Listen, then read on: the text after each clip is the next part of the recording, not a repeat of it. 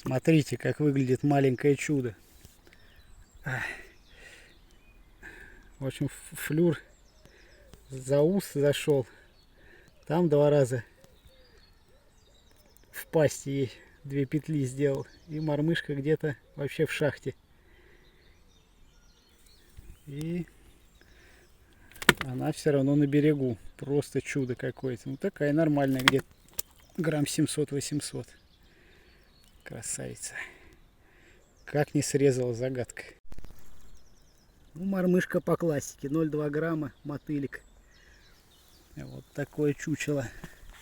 Уговорил. Так.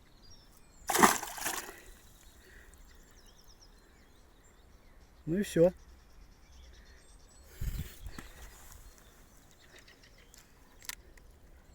Вон она стоит. Сейчас очухается, поплывет.